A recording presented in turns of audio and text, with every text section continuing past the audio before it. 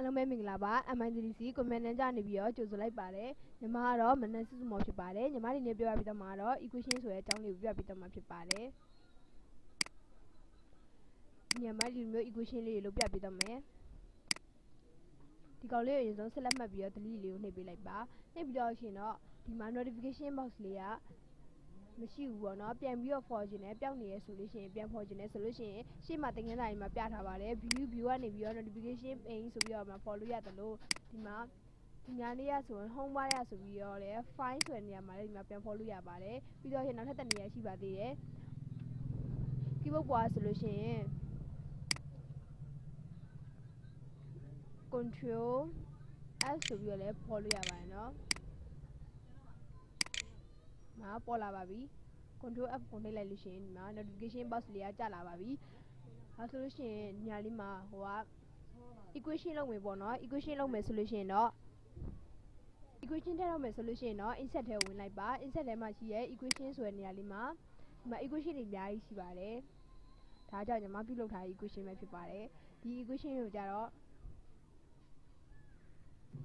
ဒီပုံစံမျိုး equation ကိုဒီအပြင်မှာလုပ်ပြပါမယ်အရင်ဆုံးဒီအပြင်မှာမလုပ်ပြခင်ဒီ equation လေးကိုကိုကချကြည့်လိုက်မယ် equation ကိုချကြည့်လိုက်ပါချကြည့်လိုက်ပြီဆိုလို့ရှိရင်တော့ဒီနေရာမှာကိုကဒီ equation အသစ်ရေးခြင်းတယ်ပေါ့နော်ရေးခြင်းတယ်ဆိုလို့ရှိရင်ဒီကောင်ကို select mat design ဆိုပြီးပေါ်လာပါတယ် design ဆိုပြီးပေါ်လာတဲ့နေရာလေးမှာပုံစံတွေအများကြီးကြာလာတယ်ကြာလာတဲ့ခါမှာကိုက insert ကိုပြန်ဝင်ပြီးတော့ equation ဆိုတဲ့နေရာလေးမှာပေါ့နော်ဒီမှာ sorry ဒီကောင်ကိုအရင်ဆုံး delete နဲ့ဖြတ်ပေးလိုက်ပါဖြတ်ပြီးတော့မှ insert ကိုပြန်ဝင်ပြီးတော့ equation ဆိုတဲ့နေရာလေးမှာ insert new equation ဆိုပြီးတော့ equation အသစ်ပြုလုပ်တဲ့နည်းလေးပေါ်လာပါတယ်ဒီမှာပေါ်လာလို့ဆိုလို့ရှိရင်ကိုက equation ရေးဖို့ပေါ့နော်ရေးမယ်ဆိုလို့ရှိရင်ခုန equation ရေးမှာပါညာချင်းခုန equation ရေးတာလွယ်လွယ်လေးပါဒီညာလေးမှာရှိတဲ့ဟာလေးကိုနှိပ်လိုက်မယ်နှိပ်ပြီဆိုတော့ဒီမှာတခါတည်းသူကပေးပြီးသားဖြစ်ပါတယ်ဒီမှာ radical ဆိုတဲ့နေရာလေးမှာကြည့်ပြီးလိုက်ပါတခါတည်းဝင်သွားပြီဖြစ်ပါတယ်ဒါကြောင့်ခုန equation ဒီမှာ insert ကိုပြန်ဝင်လိုက်ဝင်ပြီးတော့ရှင် equation ထဲမှာဒီ equation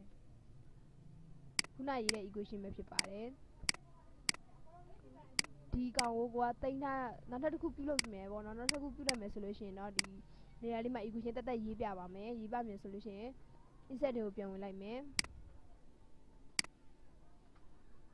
equation ဆိုတဲ့နေရာလေးမှာ insert new equation ကိုနှိပ်ပေးလိုက်ပါဒီကောင်ကို delete နဲ့ဖြတ်ပေးလိုက်မယ် delete ဖြတ်ပြီးရခါကျမှ insert ကိုပြန်ဝင် equation insert new equation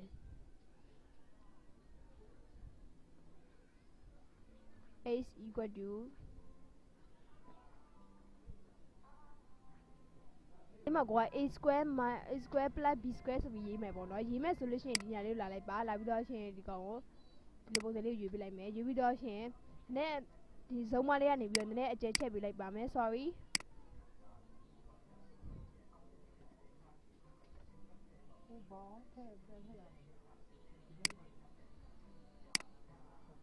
ဒီဘက်ကိုလည်းနည်းရွှေ့ပေးလိုက်မယ်မြင်အောင်ပေါ့နော်ပို့ပြီးတော့မြင်တာ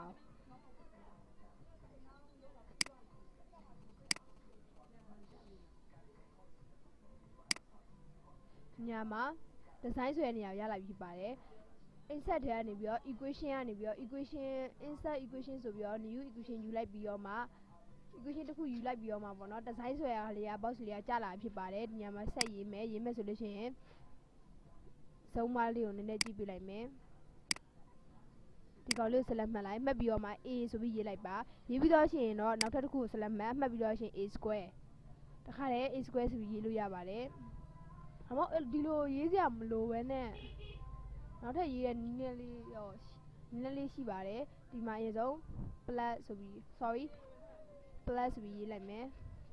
ဒီကောင်ကို plus ဆိုပြီးမရေးခင်မှာဒီမှာ select မဲ့ထားတဲ့နေရာမှာထားရေးလိုက်တဲ့အတွက်အပေါ်မှာရောက်သွားဖြစ်ပါတယ်ဒီကောင်ကိုနည်းဖြတ်လိုက်မယ်ဖြတ်ပြီးတော့ခါကျမှ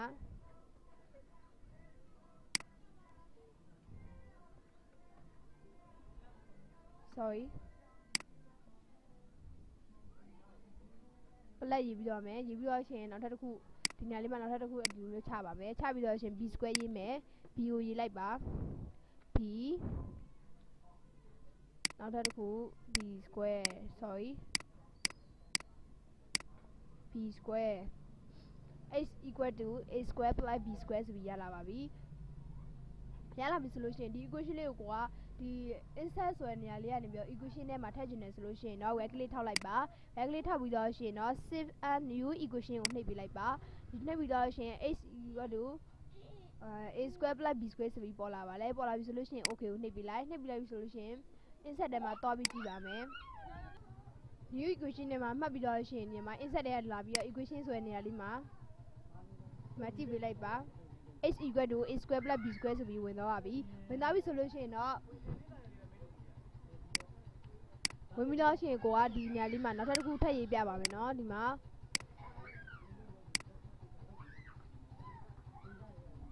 ဒီလိုလုပ်ပြီးတော့ရှိရင်နောက်ထပ်တစ်ခါဒီနေရာလေးမှာကလစ်လေးချလိုက်မယ်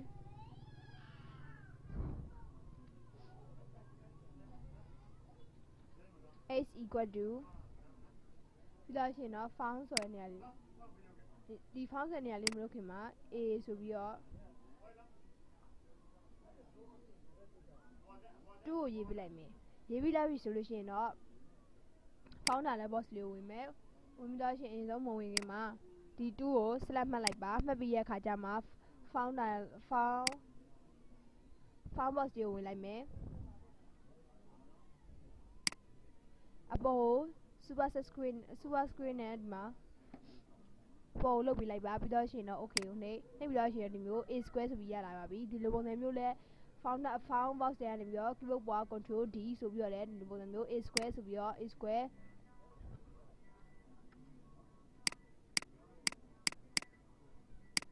square plus b square ဆိုပြီးတော့ဒီနေရာမှာ a square ကိုလည်းအဲ့လိုပုံစံမျိုးလေးရေးလို့ရပါတယ်